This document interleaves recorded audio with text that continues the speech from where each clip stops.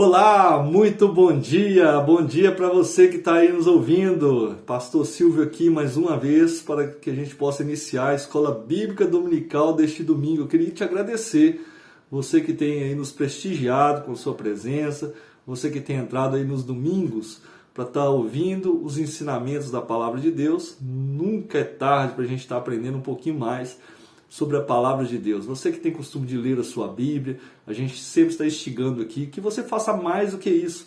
A Bíblia diz que a gente tem que meditar na Palavra do Senhor de dia e de noite. Cada texto que um dia você tinha uma interpretação, isso vai clareando na sua mente com os estudos e com as pessoas, na multidão de conselhos, a sabedoria, e a gente vai aprendendo um pouquinho mais da Palavra de Deus. Como de costume e por obrigação, queria fazer uma oração aqui para a gente estar iniciando a nossa escola bíblica. Você pode fechar os seus olhos aí? Feche os seus olhos junto comigo. Senhor Deus e Pai, te agradecemos, ó Deus, nesse dia por mais uma oportunidade, por mais uma escola bíblica. Te agradecemos, ó Deus, porque o Senhor é maravilhoso. O Senhor tem estado conosco, Senhor, a cada momento, quando o Senhor disse que o Senhor estaria conosco todos os dias até a consumação dos séculos. Acreditamos nas Escrituras, acreditamos, ó Deus, nas promessas, acreditamos, ó Deus, que tudo vai acontecer conforme a sua palavra. A sua palavra não falha, o Senhor não falha, o Senhor é onipresente, onipotente. O Senhor está em todos os lugares, ó Deus, e a sua sabedoria ela excede todo entendimento. Te agradecemos, ó Deus, e pedimos que o Senhor possa entrar nos lares, nas casas de todas as pessoas que estão vendo neste momento e também aquelas que verão posteriormente a essa escola bíblica dominical. Abençoe a Bechamar, mas abençoe também toda a igreja do Senhor que professa a fé em Jesus Cristo, a fé genuína, espalhada pela face da terra. Nós adoramos ao Senhor e te glorificamos no santo nome de Jesus. Amém. Glória a Deus. É muito bom estar aqui com vocês, tá? A graça e a paz de nosso Senhor Jesus Cristo. A todos vocês que estão nos vendo neste momento, eu queria sim, de fato, agradecer você que se dispõe, você que tira aí um tempo nos domingos pela manhã para estar vendo aqui a escola bíblica. A gente tem vários pastores, preletores, presbíteros aqui, professores, que estão falando de algum ensinamento. Tá? Hoje eu vou dar sequência no ensinamento que eu falei na última aula, que eu ministrei aqui, ok? E a gente vai estar prosseguindo sobre esse ensinamento. Antes de mais nada, eu queria chamar você e convidar você para o culto de hoje, logo mais às 18 horas. Temos um culto abençoado. Você pode estar vindo com muito júbilo, com muita alegria, para que o culto seja melhor ainda. Olha, eu vou te dar um segredo, tá? Uma dica. Quando você já começa a cultuar desde casa, sabe? Você já começa a se desprender, se desligar das coisas do seu cotidiano, você consegue cultuar muito melhor quando você chega lá na igreja. Esquece de tudo, já chega lá, desliga o celular, guarde o que possível, para que você possa extrair o máximo ali e dar o melhor que você tem para o Senhor, ok? Então, antes de mais nada, eu queria agradecer a todos os participantes e também convidar vocês para o culto de hoje, logo mais. Então vamos dar sequência ao estudo sobre os últimos momentos de Jesus Cristo antes da crucificação, tá? Está começando agora a sua escola bíblica dominical.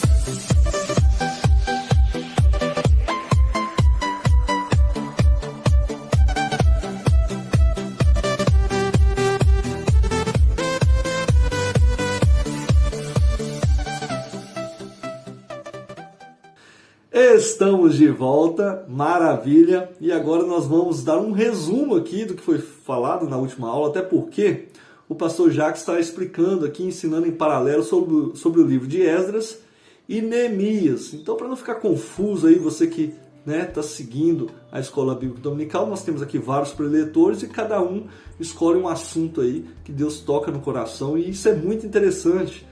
A nossa igreja, a Vechamar, ela tem também essa facilidade por ter vários preletores.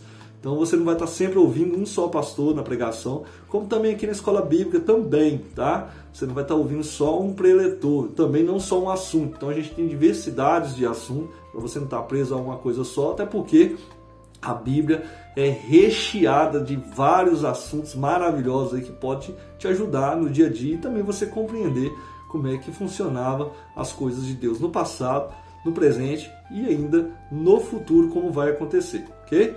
Então, o pastor Jacques está falando sobre Esdras e Neemias e eu estou falando sobre os últimos momentos de Jesus Cristo antes da crucificação. É um assunto muito gostoso de se falar, até porque quando se fala de Jesus, eu me sinto muito à vontade, porque é uma pessoa que é um exemplo para mim e eu tenho certeza que é um exemplo para você. Então, para que a gente possa chegar até o momento, onde eu parei na última videoaula, eu vou falar aqui um resumo. Qual o resumo? Jesus nasce de uma forma maravilhosa e logo em seguida vem as dificuldades. Que dificuldades? A gente sabe que vem 3 magos para estar adorando Jesus. Esses magos passam primeiro lá pelo reinado, encontram o Herodes.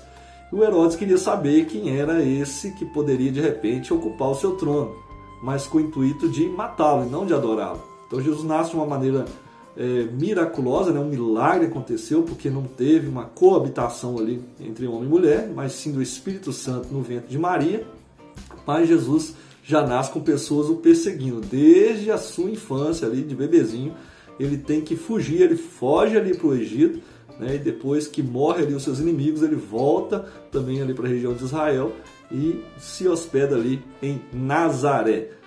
Começa assim então as dificuldades. Só que o tempo vai passando, com 12 anos, eles vêm para aquelas festas em Jerusalém, com a sua família, toda a comitiva, todos os seus parentes, até porque quando eles somem, Maria e José os procura entre os parentes e amigos, E com 12 anos ali ele já estava praticando, ensinando no templo e notaram pessoas, mestres da lei, sacerdotes, os anciãos ali notaram que Jesus já tinha uma ciência extraordinária para a sua idade. Ele já era muito capaz acima ali da sua idade. Nesse intervalo ele vai crescendo e começa-se a falar de novo, Mas como? Começa a se falar de João Batista, João Batista nasce um pouquinho antes de Jesus e a Bíblia começa a falar de João Batista pregando sobre arrependimento e batizando no Rio Jordão. Eu até preguei nessa última terça-feira um pouquinho falando sobre João Batista, a gente vai discorrer um pouquinho sobre isso aqui, porque essa pregação acaba nos ajudando aqui nesse resumo, tá? Logo que Jesus é apresentado ali por João Batista, a gente sabe bem da história, o Espírito Santo desce de uma forma corpórea, como pomba, e pousa ali no ombro de Jesus, e João Batista vê aquilo, uma frase, vem lá do céu, uma fala, uma voz: esse é meu filho amado, e nele eu me comprazo, ou me comparo, tá? Jesus, depois disso, é tentado lá no deserto, Ele é levado pelo Espírito Santo e é tentado pelo deserto, e logo em seguida, quando ele sai dali, ele começa a chamar os seus primeiros discípulos, tá?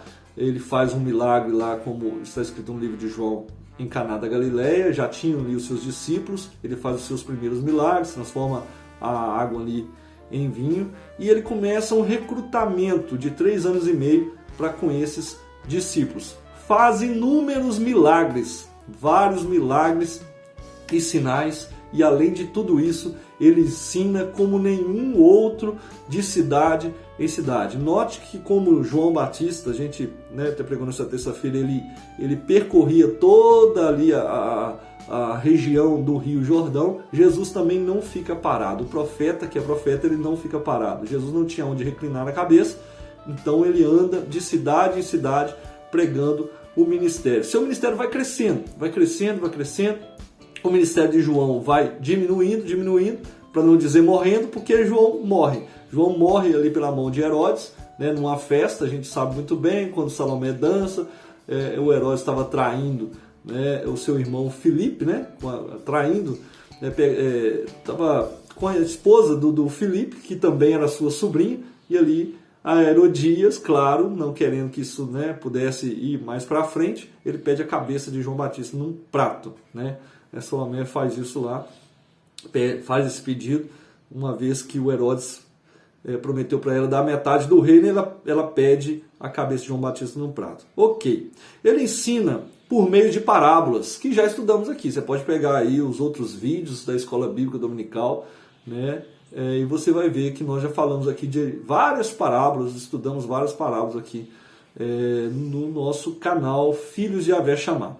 Até que chega o momento de ir para Jerusalém, né? Então Jesus, como eu falei na última videoaula, falando sobre os últimos momentos de Jesus Cristo na Terra, né, antes da crucificação, o que Jesus faz? O propósito de Jesus, ele começa a pregar e ensinar em toda a circunferência, né, em toda a periferia, ali garimpando e atraindo seguidores. Jesus atraiu vários seguidores, a gente vê isso muito claro nas multiplicações dos pães e dos peixes, isso ocorreu por 2 vezes, né? E também quando ele curava as pessoas, quando ele saía de uma margem do rio ou do mar da Galileia, tinha pessoas, quando ele chegava do outro lado, já tinha pessoas o esperando. Jesus, nos dias de hoje, seria um popstar, né? As pessoas queriam estar com Jesus, se ali existisse os smartphones, todo mundo estaria ali jogando a sua rede social.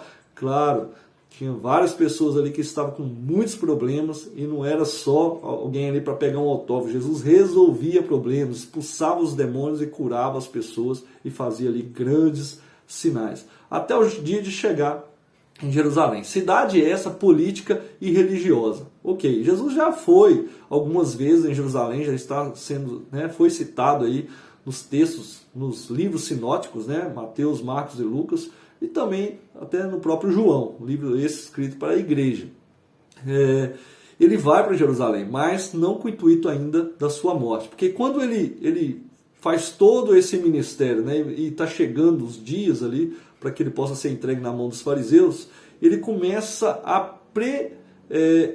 predizer, falando para os seus discípulos, olha, o Filho do Homem vai lá em Jerusalém, né, e lá ele vai ser entregue na mão dos mestres da lei, dos sacerdotes, dos chefes, né, e compete que o Filho do Homem morra e ressuscite ao 3º dia. A gente sabe muito bem que os discípulos não entenderam dica de nada, né, sobre isso quando ele estava falando, né, e mesmo que entendesse alguma coisa, o Pedro, né, interpelou e falou, não, se for preciso eu morro com o Senhor, e a gente sabe muito bem da história, ele nega Jesus 3 vezes naquela mesma noite, né, mas o interessante, Jesus Cristo, ele vai para Jerusalém, e para que ele possa ali, né, instigar os ânimos das pessoas que iriam matar, ele teve que usar de uma estratégia. A gente vê que é muito estratégico o ministério de Jesus, um pouco diferente do ministério de João, né? A gente vê que são 2 pessoas que vieram depois de um período interbíblico, né, de 400 anos, que ninguém falava,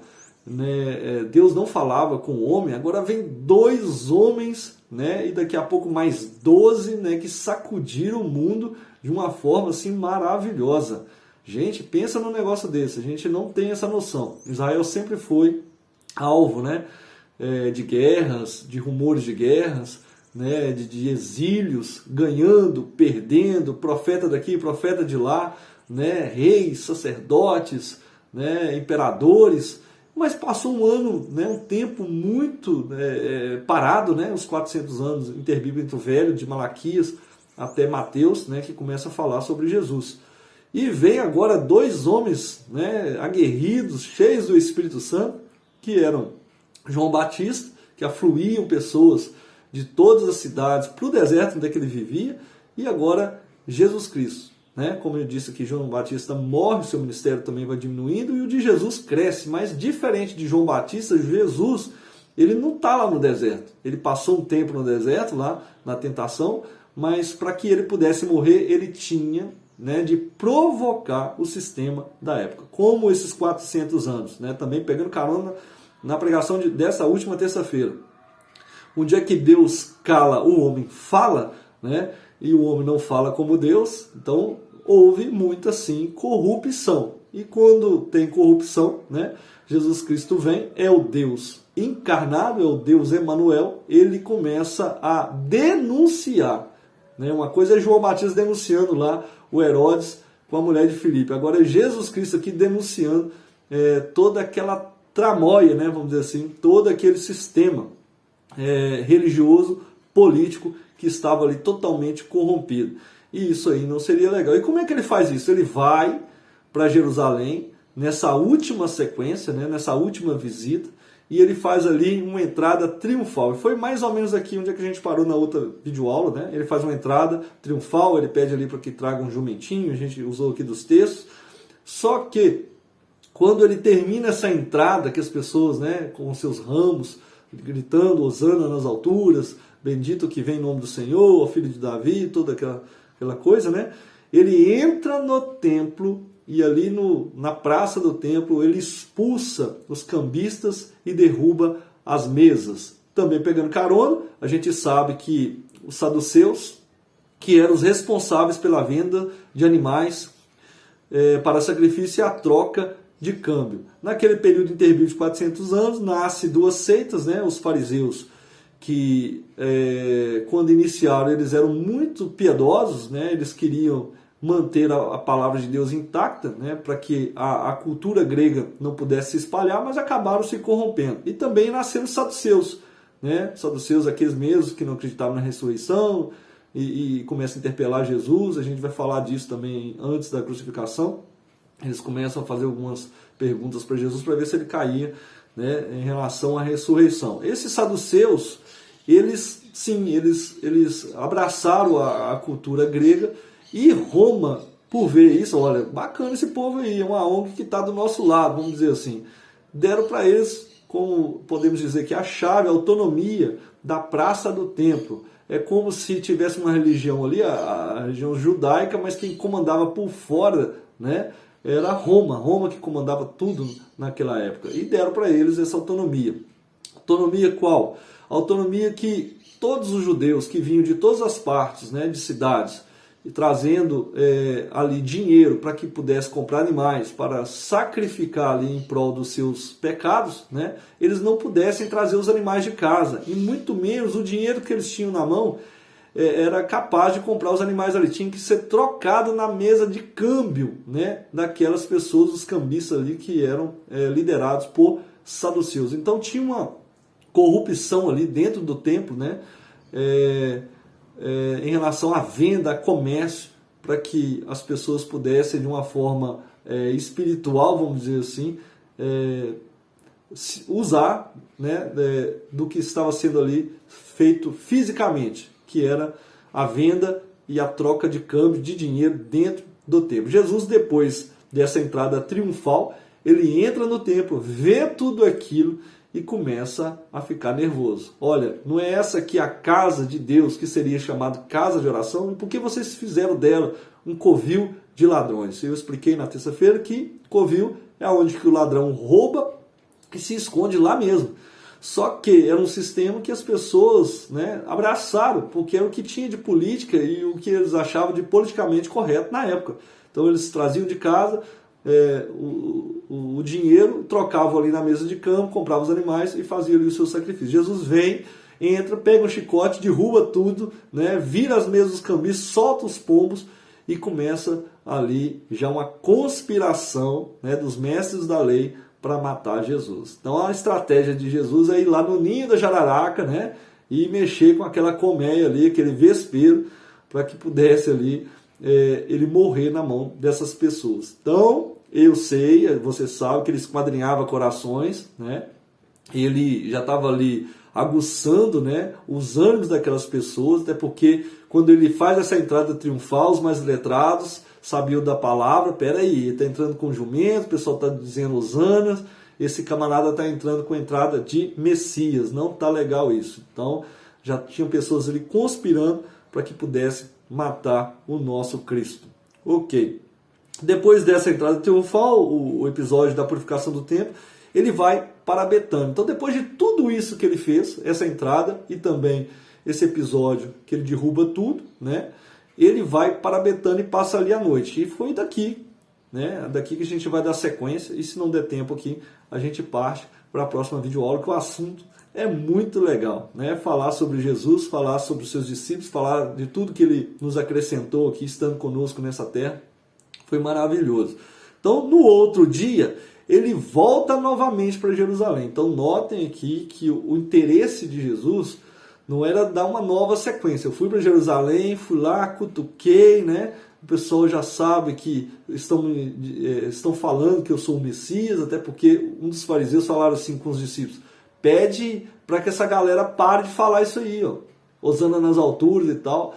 E o próprio Cristo fala assim, ó, se eles calarem, as pedras clamarão, né?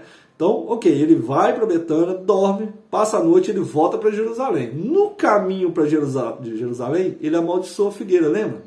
Ele amaldiçoou a figueira. E a figueira a gente sabe que remete a Jerusalém, a figueira que não está dando fruto. Então o machado, como João já dizia, não está no galho, ele já está posto à raiz. E Deus manda Jesus Cristo, manda João Batista para ali aplanar os caminhos para que Jesus venha, mas né, o negócio já está assim ardendo, já o azeite já está ardendo. 400 anos sem ninguém falando de Deus, sem a palavra de Deus, né, dita para ninguém, já vem João Batista, já vem Jesus, já com azeite fritando. Olha aí, e o machado já está posto à raiz. É quando chega ele de novo no templo.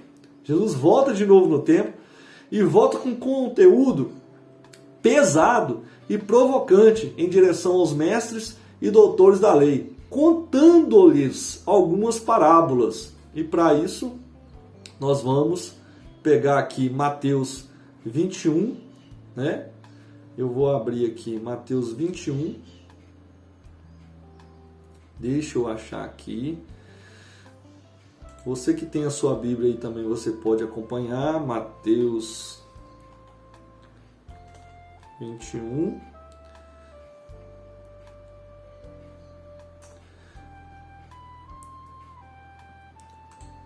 Deixa eu abrir aqui. Mateus 21.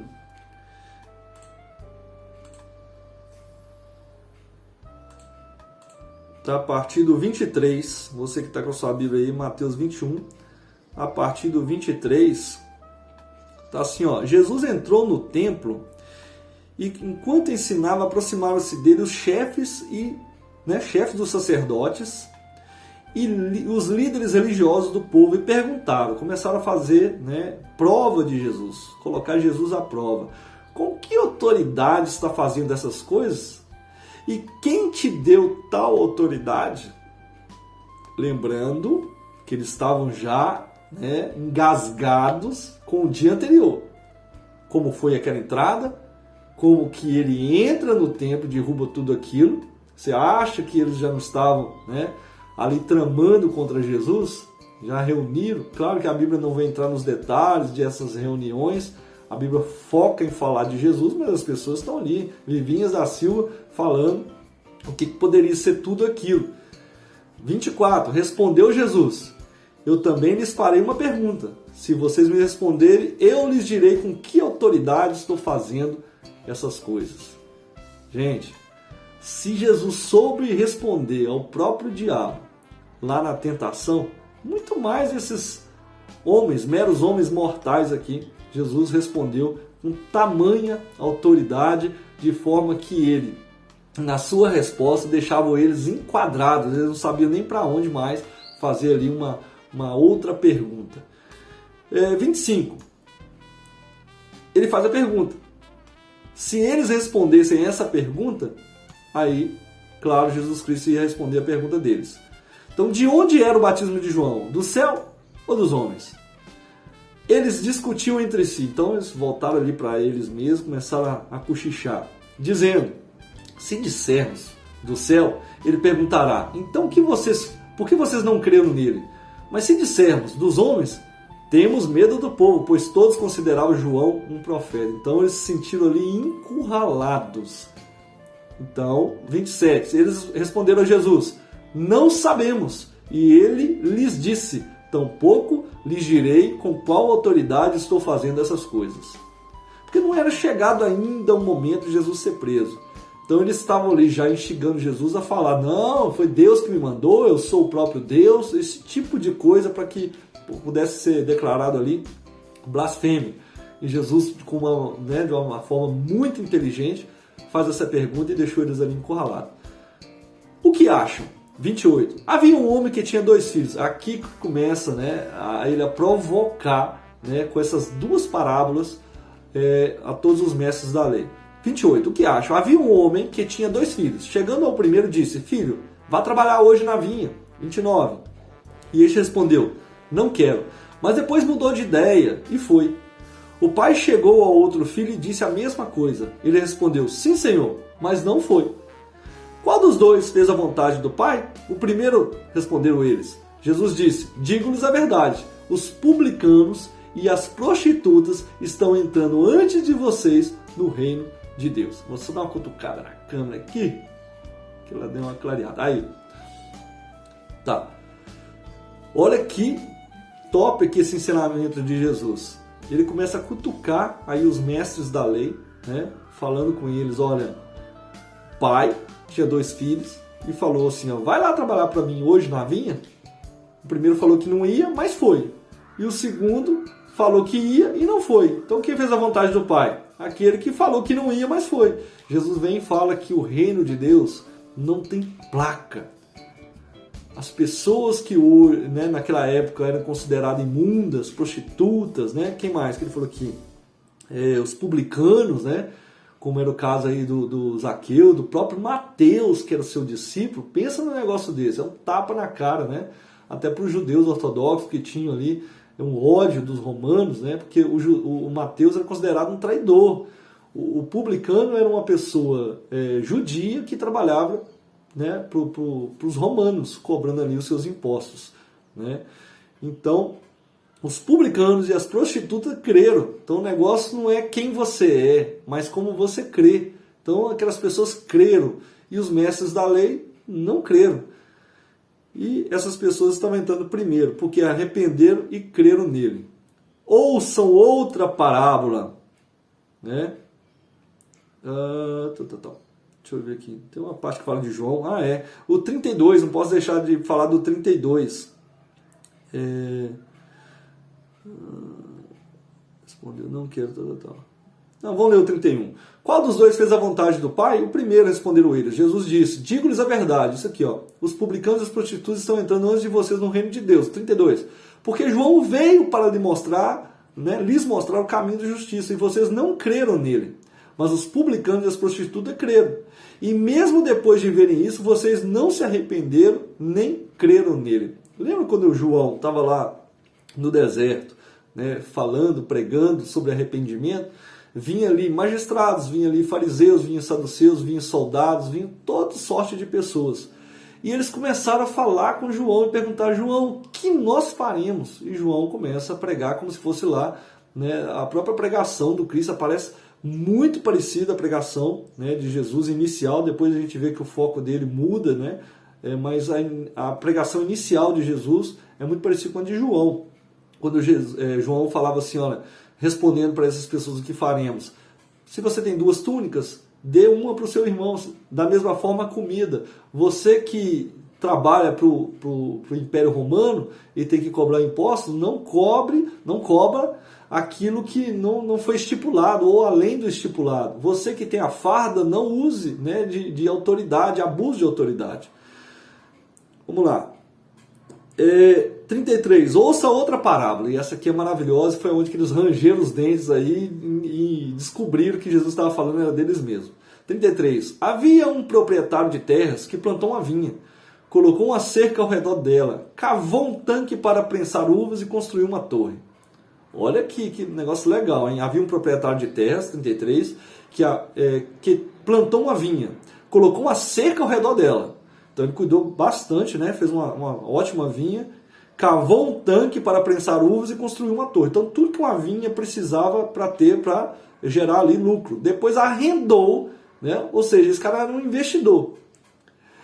A vinha e alguns lavradores foi fazer uma viagem. Ele arrendou essa vinha, né? Construiu tudo, arrendou a vinha e foi fazer uma viagem. Aproximando-se a época da colheita, enviou seus servos aos lavradores para receber os frutos que lhe pertenciam.